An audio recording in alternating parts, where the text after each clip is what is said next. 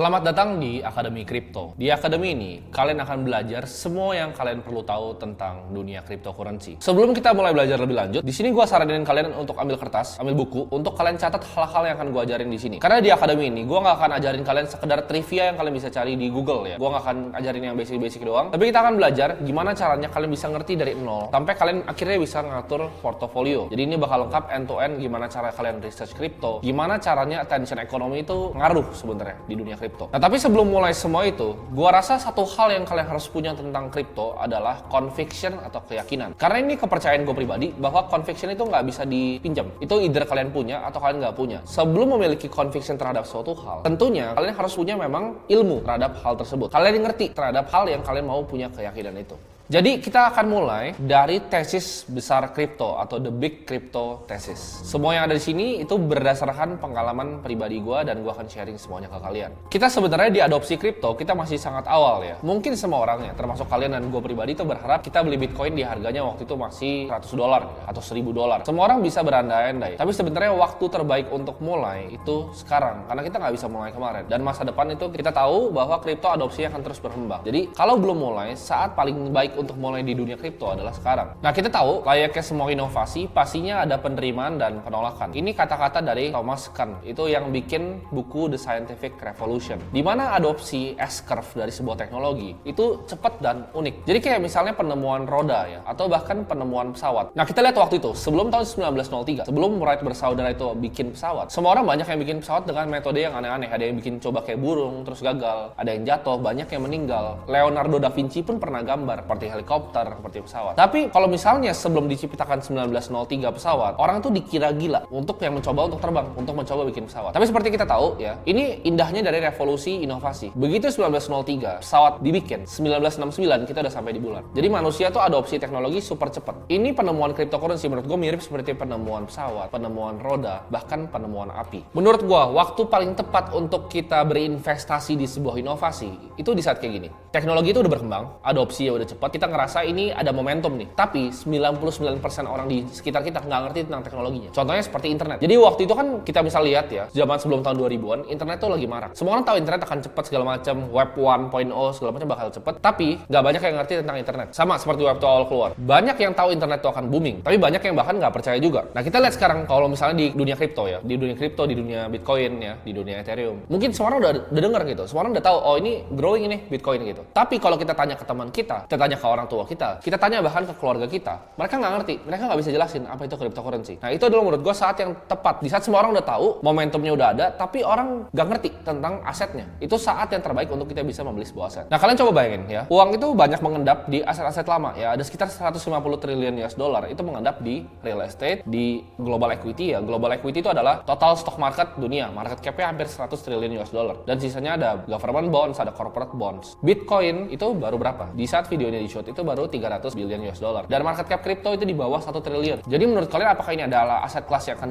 terus growing atau tidak? Nah, sekarang gini, gue kasih kalian gambaran ini. Kalau misalnya kalian itu adalah sebuah pengusaha ya, kita kasih coba contoh negara Argentina. Di saat waktu 2003, peso itu harganya $3. Sekarang itu peso harganya 150. Jadi devaluasi 50 kali ke bawah. Sekarang gue tanya kalian, kalau lu jadi pengusaha di Argentina, ini balik waktu ya. Jadi pengusaha di Argentina waktu tahun 2003. Kalian misalnya bikin toko roti lah, jualan roti gitu. Dapat untung, apa yang kalian akan lakukan? Kalau kalian udah tahu nih, kedepannya uang kalian bakal devaluasi 50 kali terhadap US dollar. Yang kalian akan lakukan adalah, kalian ambil profit dari jualan roti itu, kalian nggak bakal investasiin di bahkan saham Argentina. Kenapa? Karena saham perusahaan Argentina itu ngeluarin peso lagi. Tapi kalian akan ambil peso kalian yang kalian dapat dari jualan roti, dan kalian akan tukar ke stronger currency, atau currency yang lebih kuat yaitu di US dollar. Kalau kalian lakuin itu di Argentina, kalian super kaya. Karena currency kalian devaluasi 50 kali ke bawah, sedangkan uang kalian naik 50 kali ke atas. Karena kalian belinya US dollar. Jadi pas 3 peso, sekarang udah 150. Jadi waktu peso itu $3, sekarang $150. Tapi kan kita tahu, kita nggak bisa datang dari masa depan. Nah, sekarang kita lihat, tadi kan peso sama US dollar. Kalau kita lihat US dollar sama Bitcoin, itu terjadi hal yang sama. Tahun 2011 berapa? Berapa antara dolar dan Bitcoin? Berapa? $100? $10? Sekarang berapa? Di saat bear market aja, di saat semua orang kebakaran, itu harganya $16.000. Jadi dolar itu devaluasi berapa ratus ribu kali terhadap Bitcoin selama 1 dekade terakhir. Dan ini adalah aset yang terbaik performanya selama 1 dekade terakhir. Di sini gue percaya bahwa kripto itu akan akan merevolusi uang seperti internet merevolusi distribusi dari informasi. Kripto itu memisahkan antara pemerintahan dengan uang sama seperti zaman dulu ya, waktu dipisahkan antara pemerintahan dengan agama. Nah, kita tahu ya, di tahun 2009 itu ada yang terjadi global financial crisis di mana ada beberapa bankers yang greedy yang mengakibatkan semuanya itu runtuh karena subprime mortgage. Di situ tahun 2009 diciptakan oleh Satoshi Nakamoto, itu adalah pseudonym alias yaitu Bitcoin. Di situ ditulis di white papernya Bitcoin a peer-to-peer electronic cash system itu diciptakan. Ini diciptakan sama Satoshi dan dilepaskan ke dunia. Dan ini menjadi aset pertama tercepat dalam sejarah dunia ini untuk mencapai $1 triliun dalam valuasi. Awalnya ini kan banyak dicemooh ya sama praktisi di dunia finansial. Ini aset nggak jelas gitu kan. Tapi begitu dia reach $1 triliun valuasinya, ini mengambil mata banyak orang. Jadi kita lihat sampai bank New York Mellon itu keluarin custodial Bitcoin, Fidelity, dan bank-bank besar lainnya. Mungkin kalian yang udah belajar sedikit tentang Bitcoin, kalian masuk ke dalam rabbit hole belajar Bitcoin ini. Tapi pertanyaan paling pentingnya adalah kenapa Satoshi itu ciptain sih Bitcoin ini? Sebenarnya apa untungnya buat dia? Jawabannya sebenarnya ada di permulaan dari Bitcoin ini sendiri ya, yaitu sebuah cerita yang berbeda dari cerita yang lain. Semua ini dimulai dari sosok misterius bernama Satoshi Nakamoto. Nah, orang tuh kalau misalnya di film-film atau di karakter superhero suka origin story yang baik. Ini ada yang fiksi dan ada yang kombinasi dari keduanya. Sebenarnya menurut gua kemunculan pencipta Bitcoin ini itu unik banget ya. Kenapa? Karena dia munculnya ya misterius tapi di abad 21. Dimana kita tahu semuanya itu bisa direcord, semuanya bisa diverifikasi, semuanya bisa dicari dan bisa diinvestigasi. Semuanya terbuka. Tapi kenapa nggak ada satupun yang bisa tahu siapa Satoshi ini di abad yang super terbuka? Kita nggak pernah dengar suaranya, kita nggak pernah lihat mukanya, karena Satoshi itu bukan siapapun, bisa satu orang, bisa sekelompok orang. Karena Satoshi itu bukanlah orang, melainkan sebuah online persona. Manusia atau kelompok asli di balik Satoshi ini berhasil menyembunyikan identitasnya layaknya superhero di komik-komik. Nggak ada yang pernah minta dia untuk muncul, nggak ada yang pernah minta dia untuk ciptain cryptocurrency pertama yaitu Bitcoin, tapi dia muncul memberikan hadiah Bitcoin ini kepada ras manusia. Muncul dari antah berantah untuk membawa ciptaannya yang bernama Bitcoin. Dia menjelaskan ya, di dalam namanya white papernya itu 12 lembar yang mengubah dunia, yaitu Bitcoin a peer-to-peer electronic cash system. Di situ dia menyelesaikan sebuah masalah yang nggak pernah bisa diselesaikan sama mathematician di seluruh dunia, yaitu Byzantine General Problem. Maksudnya apa? Kalau misalnya kita ibaratnya punya kastil, kita diserang dari 4 sisi, dari sisi A, B, C, dan D. Itu nggak mungkin tanpa centralized ya. Orang bisa serang kastilnya dalam saat yang bersamaan. Misalnya kita serang dari sisi yang berbeda nih. Yang A nyerang. A nggak tahu yang dibaliknya si C ini, apakah si C ini ikut nyerang atau nggak. Bisa jadi si A nyerang, si C ini mundur. Misalnya nih, kalau diserang 4-4-nya, kastilnya roboh. Tapi problemnya si A nggak tahu si C ini bakal nyerang. Si A nggak tahu si B ini bakal nyerang atau nggak. Si A nggak tahu si D bakal nyerang. Dan C juga sama. C nggak tahu nih. Wah, gue ntar nyerang sendiri, 3-nya mundur. Atau gue nyerangnya cuma berdua sama A, 2-nya mundur. Tanpa satu komando yang tersentralisasi, hal itu nggak bisa terjadi. Dan ini adalah problem yang diselesaikan oleh Satoshi dalam white papernya Bitcoin. Walaupun secara teori sebenarnya ini nggak bisa diselesaikan, tapi dia berhasil menyelesaikannya. Dan ini adalah solusi esensial yang dibawa dari dunia cryptocurrency. Penemuan ini tuh sebenarnya sama kayak format uang yang baru ya. Ini tapi uang yang berbeda. Nggak bisa disentuh, nggak bisa dikorupsi, tidak tunduk sama siapapun, tidak punya pemerintahan, menguasai tanpa dikuasai. Selama beberapa tahun, Satoshi ini maintain sistemnya ya. Jadi dia maintain sistemnya, dia engage sama community-nya. Bahkan dia ikut pre-mine bareng-bareng. Jadi nggak ada pre-mine Bitcoin, bukan kayak Ethereum. Dimana Vitalik pertama bisa pre-mine. Bitcoin itu nggak ada pre-mine-nya. Jadi sampai sekarang tuh masih pre-mine. Karena sebelum semua koinnya itu di mining. Nanti akan selesai pada tahun 2100-an. Selama beberapa tahun dia tetap develop nih Bitcoin ini. Tapi suatu ketika dia rasa ini udah dalam tangan yang baik, lalu dia menghilang dan nggak pernah didengar lagi namanya. Setelah hari dia menghilang, jejaknya pun juga tidak pernah bisa ditemukan. Nah, tapi pertanyaannya apa yang terjadi setelah sebuah penemuan itu ditinggalkan oleh penciptanya? Kita lihat sekarang Bitcoin itu nggak ada CEO ya, bukan sebuah perusahaan,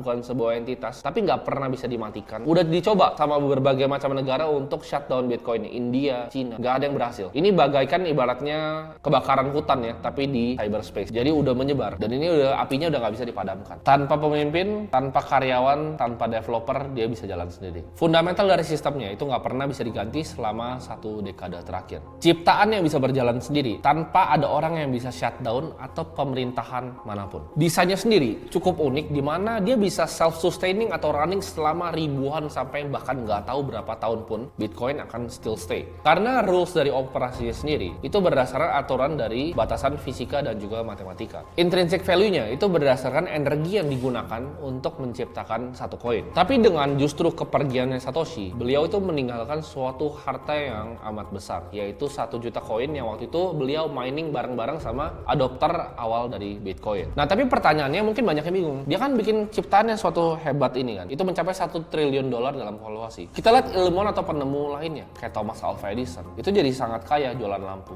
Tapi Satoshi ini nggak mau terkenal, nggak mau uang, nggak mau kekuasaan, padahal dia bisa ngambil semuanya. Dan kita lihat penemuannya sangat fenomenal sampai negara-negara contohnya yang gagal ya, seperti Venezuela, Zimbabwe, Turki, ya bentar lagi liranya itu udah mau jatuh. Itu banyak yang mengadopsi justru Bitcoin menjadi legal tendernya mereka. Awalnya bahkan bank-bank besar seperti Fidelity itu mengolok-olok Bitcoin, tapi sekarang mereka juga ikut menawarkan Bitcoin kepada klien institusi mereka. Perusahaan besar seperti Facebook ya, Meta mencoba untuk menggantinya bikin koin sendiri, tapi kita tahu itu semua nggak ada yang berhasil. Di era modern ini sebenarnya perusahaan seperti Google, Facebook, TikTok itu monetize attention kita. Mereka memanfaatkan attention kita karena attention kita adalah resource yang sangat scarce. Dengan mulanya revolusi kripto ini bisa mematahkan kepercayaan kita sendiri ya. Jadi apakah kita harus jaga nih privacy kita? Apakah kita harus punya hak atau kebebasan akan data-data kita sendiri? Apakah gue bisa dikontrol sama pemerintahan atau dikontrol sama perusahaan? Dan apakah ada hal lain yang gue value sebenarnya sebagai manusia yang selain uang, selain kekuasaan, dan selain ketenaran layaknya Satoshi? Kita dulu percaya bahwa uang itu harus dikontrol sama central bank ya, central bank atau pemerintahan. Misalnya US itu sama The Fed, Indonesia sama Bank Indonesia. Tapi format ini udah dipatahkan oleh Satoshi, di mana dia menciptakan suatu format uang ya yang bisa bernafas, bisa hidup tanpa kontrol dari suatu entitas. Satoshi itu memberikan Bitcoin ke Indonesia, meninggalkan 1 juta dari Bitcoinnya. Itu sebagai apa? Menurut gue ini adalah sebagai mercusuar ya, sebagai monumen abadi terhadap umat manusia untuk menunjukkan sesuatu yang tidak pernah bisa dicapai sebelumnya itu bisa dicapai. Adanya kripto ini menjadi harapan besar untuk mereka yang ingin lebih tahu banyak dan ingin belajar. Dan perjalanan belajar kripto kalian itu mulai dari sini.